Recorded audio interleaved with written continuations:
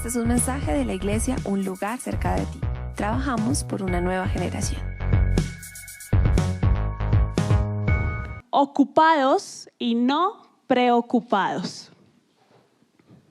Vamos a empezar respondiendo esta pregunta. ¿Por qué vivimos tan preocupados? ¿Será que muchas veces sentimos que Dios nos puso en una habitación solos y se fue? ¿Será que nosotros estamos sin escuchar las promesas que Dios nos da? Y es que muchas veces, número uno, ¿por qué vivimos tan preocupados? Las cosas de este mundo nos roban el enfoque. ¿Qué significa eso? El pasaje central de esta predicación es Mateo 6, del verso 31 al versículo 34. Y mire lo que dice. Así que no se preocupen por todo eso diciendo, ¿qué comeremos? ¿Qué beberemos? ¿Qué ropa nos pondremos? Esas cosas dominan el pensamiento de los incrédulos, pero su Padre Celestial ya conoce todas sus necesidades. Busquen el reino de Dios por encima de todo lo demás y lleven una vida justa, y Él les dará todo lo que necesiten. Así que no se preocupen por el mañana, porque el día de mañana traerá sus propias preocupaciones. Los problemas del día de hoy son suficientes por hoy. Y lo primero en el versículo 31 dice, no se preocupen por todo esto diciendo, ¿qué comeremos? ¿Qué beberemos? ¿Qué ropa nos pondremos? Porque Él tiene cuidado de nosotros. Pero muchas veces en nuestra cotidianidad tenemos preocupaciones. ¿Qué vamos a hacer? Preocupaciones grandes como ¿qué voy a hacer si no tengo un trabajo? Preocupaciones grandes como ¿qué voy a hacer para que mis hijos me presten atención? Preocupaciones grandes como ¿qué voy a estudiar? Y preocupaciones cotidianas como ¿qué voy a hacer de almuerzo? ¿Sí? Todas las preocupaciones nos están robando el enfoque de Dios. ¿Cómo sé eso? Pues además porque muchas veces lo hemos vivido, lo he vivido. La palabra nos dice en Lucas 8:14, las semillas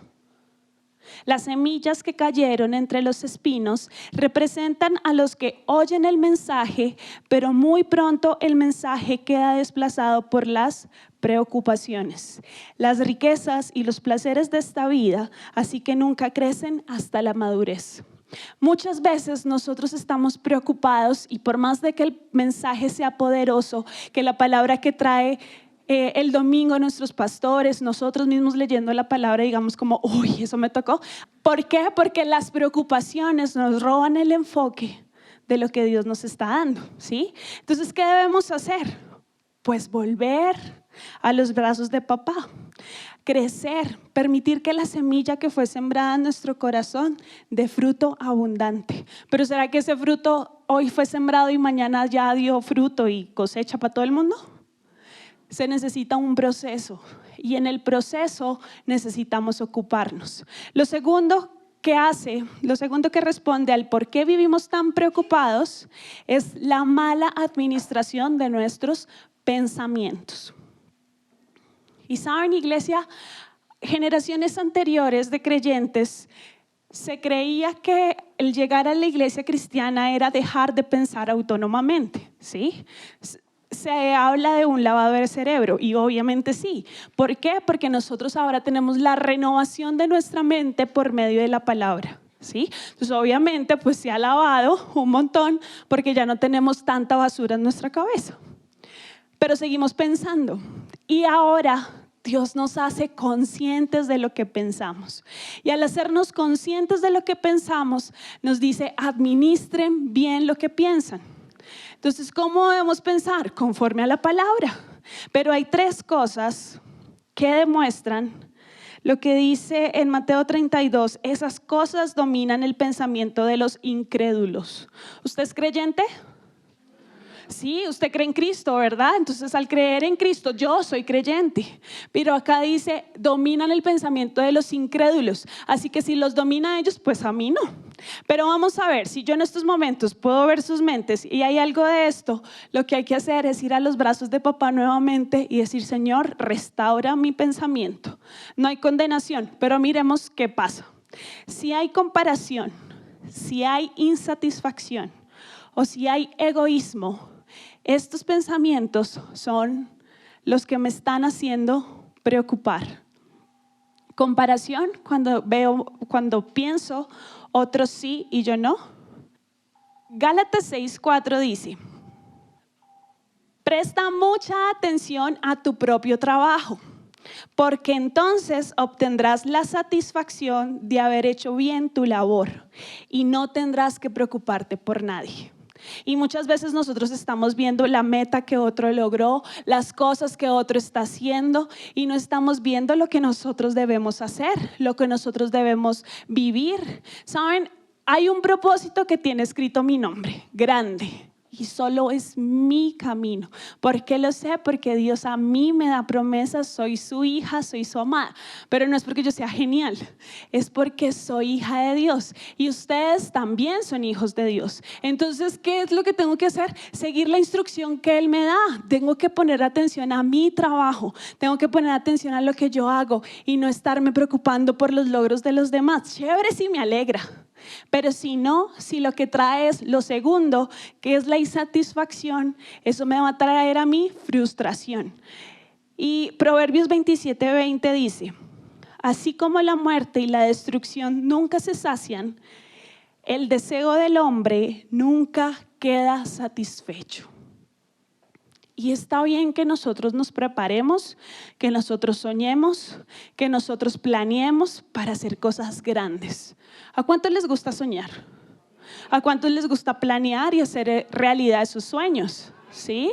Eso es muy bueno, ¿sí? Las expectativas, aprendí en uno de los congresos de jóvenes con el pastor Romy, que él decía que las expectativas que yo tengo fueron puestas por Dios. ¿Sí? Entonces yo decía, ¡uy, tan chévere! Porque puedo soñar en Dios. Ahora, hay sueños muy locos, ¿sí? Y si tengo sueños muy locos, tranquilos, que Dios no va a decir como no, fuera sus sueños. No, Dios va a poner sus sueños en mí. Y hay algunos a los que yo voy a tener que renunciar. Pero cuando yo renuncio a los sueños, mis sueños, por los sueños de Dios, no tiene por qué haber frustración. Porque la palabra dice que Él tiene planes de bien y no de mal, que sus pensamientos son mucho más altos que los míos. Y hay muchas cosas que yo he soñado y anhelado, cosas muy sencillas, y otras cosas que yo digo, eso es imposible. Y Dios conoce mi corazón y Dios ha suplido muchos de los anhelos de mi corazón. Pero si yo vivo frustrada por las cosas que Dios no ha hecho, no le estoy creyendo a Dios. Yo no puedo hacer mentiroso a Dios. Dios no miente ni se arrepiente. Entonces, ¿por qué voy a estar frustrada? Él no se olvida de mí. Él tiene cuidado de mí. Pero por estar preocupada y pendiente de esas cosas, dejo de lado las promesas de Dios. Y lo tercero es el egoísmo. El egoísmo como un amor desbordado por mí. Miren lo que dice Filipenses 2:3.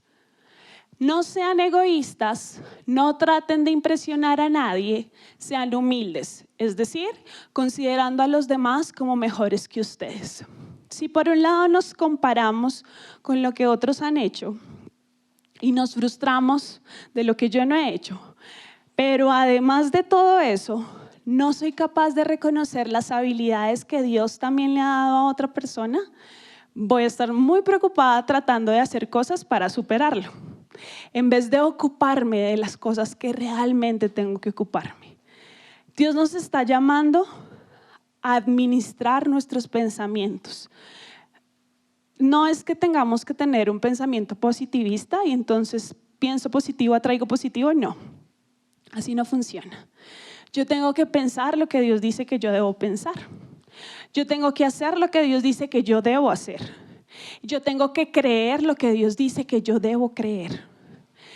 Lo tercero que da respuesta al por qué vivimos tan preocupados es que tenemos muy poca fe.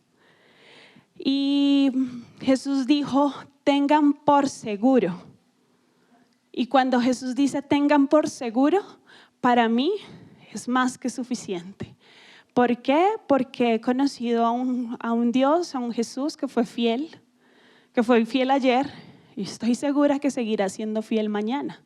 Si Él dice tenga por seguro, yo voy a tener por seguro que eso va a ser.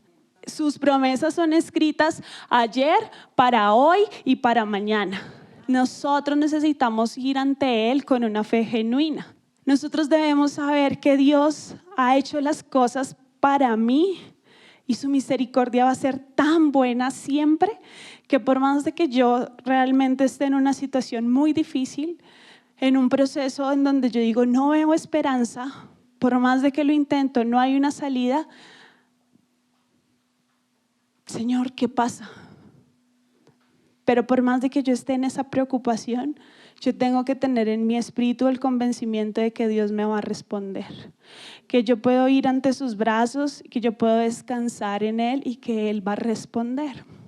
Y en Hebreos 11, leyendo todo el pasaje, habla sobre los grandes hombres de la fe.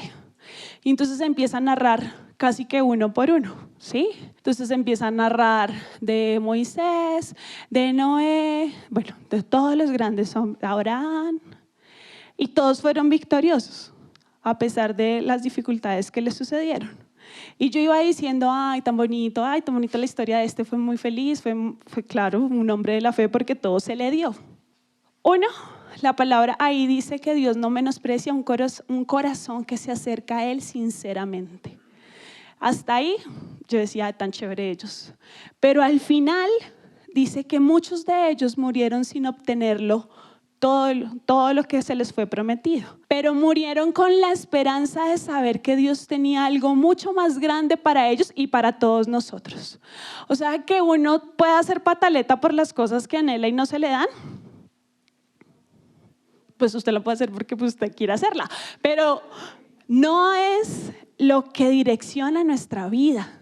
Nuestra vida debe estar confiada en Dios. Nuestra vida debe tener la certeza de que los planes que Él tiene para mí se van a cumplir, aunque yo no los vea hoy. Nuestra vida debe estar con la certeza de que la fe que Él ha puesto en mí se va a incrementar. Mi fe no es la misma de ustedes, ¿sí?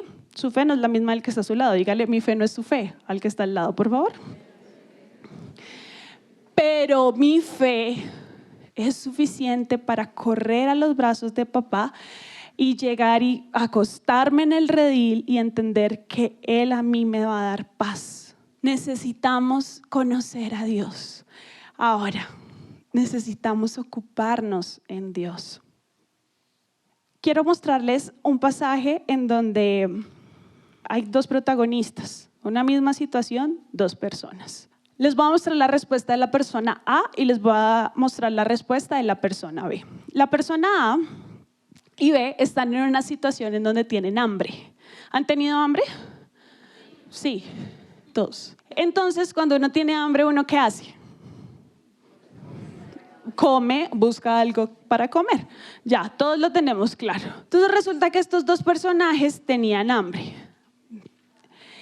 Entonces dice, la respuesta número 1 dice: lo único que tenemos es pan, leche, sushi, pero es lo único que tenemos. Y además dice a lo adolescente, ¿o qué espera? ¿Que vayamos y compremos suficiente comida para toda esta gente? Eso no, recuerden que el tono lo pongo yo, ¿no? Entonces yo lo pongo en el tono así. Lo único que tenemos y ¿qué espera usted? Personaje B, tomó lo que había, miró al cielo y lo bendijo. Tomó lo que tenía, miró al cielo y lo bendijo. Los personajes de la imagen A los encuentra en Lucas 9 del 13 al 16. Usted puede ir y buscar quiénes fueron los que respondieron como yo, ahí, para que se identifique. Los personajes B son lo que nosotros deberíamos hacer. ¿Quién cree que respondió así? Jesús. Y nosotros estamos caminando por responder como Él dice que respondamos. Jesús caminó en medio de muchas personas que tenían poca fe. El Mateo 16:8 dice: Jesús supo lo que hablaban, así que les dijo: ¿tienen tan poca fe? ¿Por qué discuten los unos con los otros por no tener pan? Y muchas veces en las casas, una de las discusiones más continuas está relacionada con la ausencia de recursos, ¿sí? y nos ponemos a discutir por lo que no tenemos, en vez de unirnos como familia y bendecir lo que tenemos y creer que Dios nos va a seguir prosperando, que Él cuida de nosotros, que nuestra necesidad va a ser saciada por Él. Jesús nos está diciendo cómo debemos responder. Él no necesita que tengamos abundancia. Él no necesita que tengamos todos los talentos, todos los dones. Él lo que necesita es un corazón sincero, que espere la respuesta de Jesús. Porque muchas veces queremos ayudarle a Dios. Entonces vamos y oramos, pero no esperamos su respuesta. Renegamos, se nos acaba la fe, no damos buen testimonio de fe. Dios lo que necesita es que nosotros bendigamos lo que tenemos. Vivimos tan preocupados porque no reconocemos lo que tenemos, porque no somos agradecidos con lo que tenemos y porque no bendecimos lo que tenemos. Si lo que yo tengo es a mis hijos, yo tengo que bendecir a mis hijos. Yo tengo que decir, ustedes van a llegar más lejos, ustedes van a estudiar, van a ser obedientes, van a trabajar, van a sustentar sus hogares. Dios me va a mí a dar la bendición para seguir adelante. Yo me levantaré y haré lo que tengo que hacer. Pero no me voy a adelantar porque eso se los digo ahorita. Ahora, ¿en qué sí deberíamos estar ocupados? Recuerden, los 3 primeros puntos. ¿Por qué vivimos tan preocupados? 1, las cosas del mundo nos roban el enfoque. 2, la mala administración de nuestros pensamientos. Y 3, tenemos muy poca fe. Eso todos ya lo tenemos claro. Ahora, ¿en qué debemos estar ocupados? Ahora sí, viene lo más importante.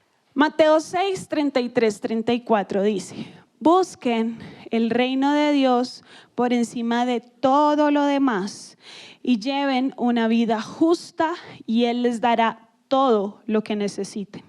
Así que no se preocupen por el mañana, porque el día de mañana traerá sus propias preocupaciones. Los problemas del día de hoy son suficientes por hoy. Número 1, ocupémonos en conocer a nuestro Padre. Saben, venir a la iglesia es un paso importante para conocer a Dios. Pero venir a la iglesia y no disfrutar la iglesia es muy raro. Nosotros necesitamos venir y demostrar. Si yo les pregunto, ¿cómo hace usted para saber que alguien está enojado? ¿Cuál es su respuesta? ¿Cómo hace para saber que alguien está enojado? Por todo lo que dijeron. Por la forma en la que mira, por cómo se comporta, por cómo tira las puertas, está como enojado. No necesita decir nada. ¿Sí? Es fácil reconocer cuando alguien está enojado. Cuando alguien está contento también. Una vez ve a alguien y se está como feliz. Así no le esté hablando con esa persona. Todo eso expresa cómo nos sentimos. Es, digamos que, inquietante para mí ver cómo venimos a la casa de Dios, vemos a las personas de alabanza cantando y los estamos viendo. Y no estamos expresando lo que estamos cantando. Es que ni siquiera con lo que estamos diciendo estamos demostrando qué es lo que estamos sintiendo. Dios nos dio a nosotros la posibilidad de deleitarnos en su casa, de deleitarnos en su presencia, pero podemos salir también de acá sin que pase nada porque no conocemos a Dios, porque no conocemos a ese papá que es bueno, ese papá que es justo, ese papá que es santo. Iglesia, nosotros necesitamos venir acá y deleitarnos en la presencia de Dios. No preocuparnos por el que está al lado, no preocuparnos por si llegó tarde, por si llegó temprano. Preocúpese por usted, por entrar en la alabanza con las personas de la alabanza, pero con un corazón sincero. En poder alzar las manos, es que si alzamos las manos es señal de rendición a Dios. A mí me encantaría, y siempre le he dicho, que ustedes pudieran ver cómo es la alabanza de los niños. Es maravillosa. los niños alzan los brazos, los niños saltan, cuando están corriendo y uno les dice, estamos alabando, y empiezan a saltar y sonríen y cantan y la adoración es impactante porque se escuchan sus voces. Es maravilloso verlos adorar. Y yo les decía al equipo de jóvenes, yo les decía, no podemos permitir que los que vienen de niños lleguen a la reunión de jóvenes a hacer algo diferente, porque ellos deben seguir alabando a Dios con ese corazón tan sincero. Pero si los niños llegan acá y los ven a ustedes alabando, bueno, nosotros necesitamos conocer a un Dios que es bueno y demostrar que Dios es bueno, ¿sí? Nosotros necesitamos llevar una vida justa. Número 2, ocupémonos en llevar una vida justa. Filipenses 2:12 dice, esfuércense por demostrar los resultados de su salvación obedeciendo a Dios con profunda reverencia y temor. ¿Cómo somos salvos, iglesia? Somos salvos por medio del sacrificio que hizo Jesucristo. Aceptamos a Jesús en nuestro corazón y lo confesamos con nuestros labios, que Él es nuestro Señor y nuestro Salvador. ¿Todos estaban en ese versículo? La palabra dice que con el corazón se cree para justicia y con la boca se confiesa para salvación. Entonces, si nosotros reconocemos que Jesucristo vino a la tierra, se hizo no hombre, vivió como nosotros, murió sin pecado alguno, fue acusado, murió en un madero y en la cruz se llevó toda enfermedad, toda condenación, todo eso se lo llevó Jesús, pero además resucitó. Y Él ya está en los cielos y va a volver por nosotros que somos su iglesia. Ya, si usted tiene eso claro, somos salvos, ¿sí? No hay condenación para los que creen en Jesucristo. Pero después de eso, viene otra cosa y es que en Filipenses nos están diciendo, esfuércense por demostrar los resultados de su salvación. ¿Y cómo es esforzarnos por demostrar los resultados de la salvación? Número 1. En cosas pequeñas. Saben, en mi casa tengo una mamá y mi mamá hace cosas de cocina, como por ejemplo chocolate o leche. Entonces, cuando yo era chiquita y a mi mamá se le regaba la leche, era terrible. Teníamos que salir corriendo cuando escuchábamos el tss de la leche porque sabíamos que mi mamá iba a coger el trapo y al primero que estuviera por ahí. Entonces, yo no sé si a ustedes les ha pasado, pero eso era muy frustrante para mi mamá. Supongo que por eso reaccionaba de esa manera. Pasó el tiempo, etcétera, conocimos de Cristo y en cosas tan pequeñas como la leche pude ver que había un resultado de la salvación que ella tenía. Mi hermana y yo nos llevamos 17 años. Entonces una vez estábamos en la cocina y a mi mamá se le regó la leche y mi hermana iba pasando por el lado de mi mamá y yo dije, ¡ay! Hasta ahí llegó la pobre chinita. Mi mamá cogió el trapo y fue y hizo lo que se tiene que hacer con un trapo. Limpiar. Limpió, lavó y yo hubiera podido decir, Ana María si no la regaña, Ana María si no le dice nada.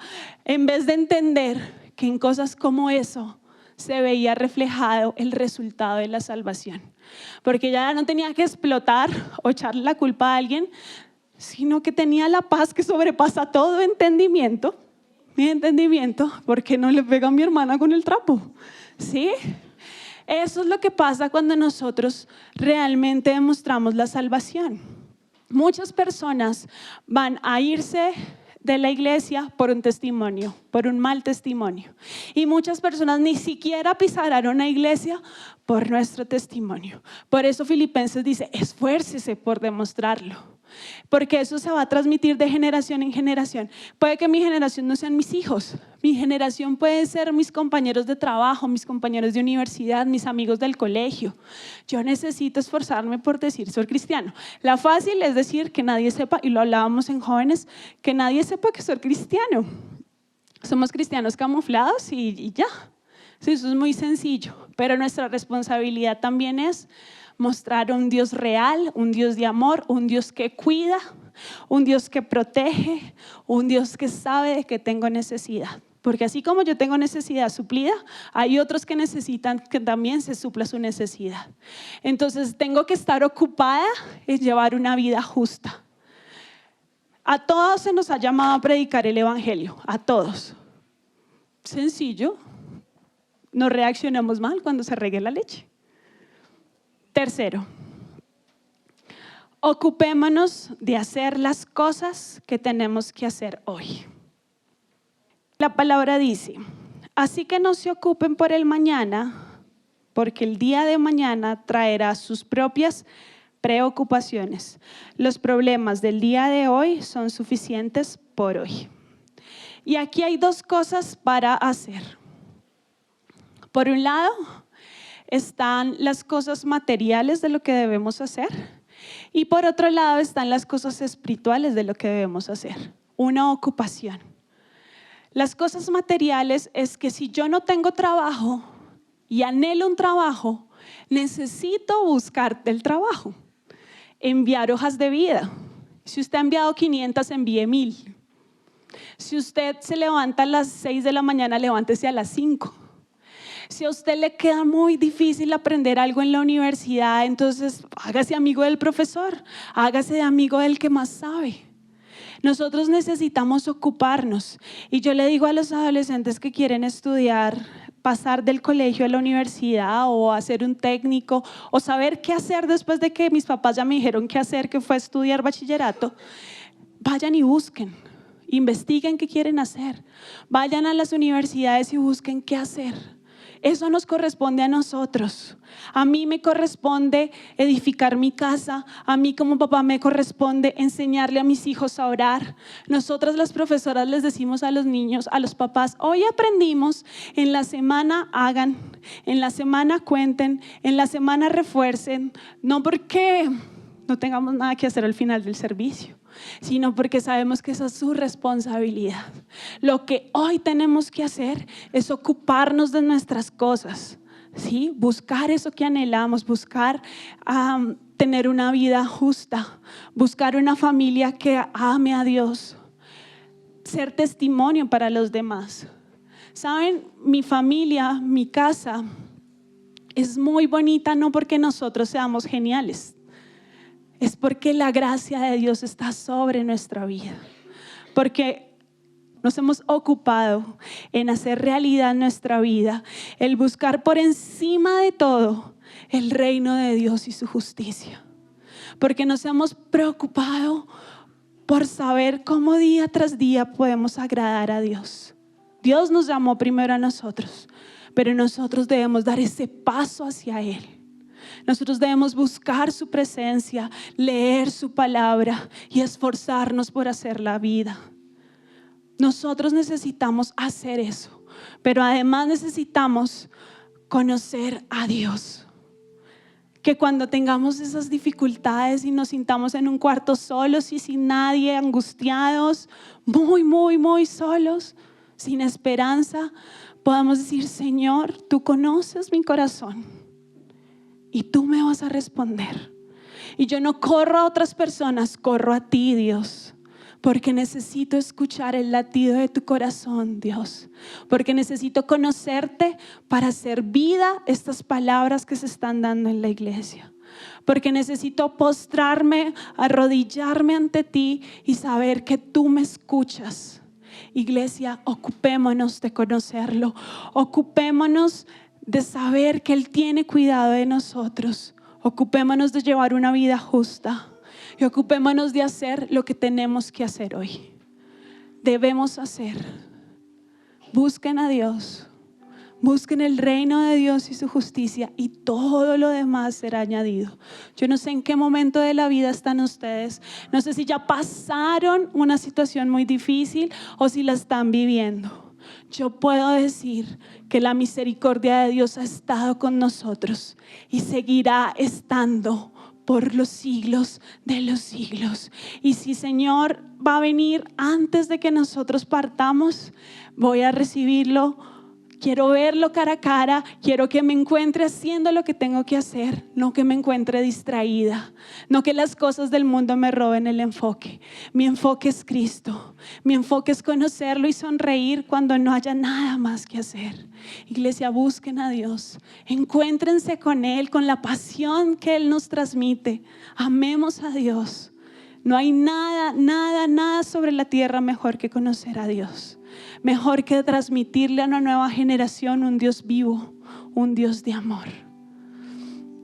Padre, te doy gracias porque este mensaje, Señor, lo único que busca es que nosotros vayamos a tus brazos y podamos sonreír contigo, Señor.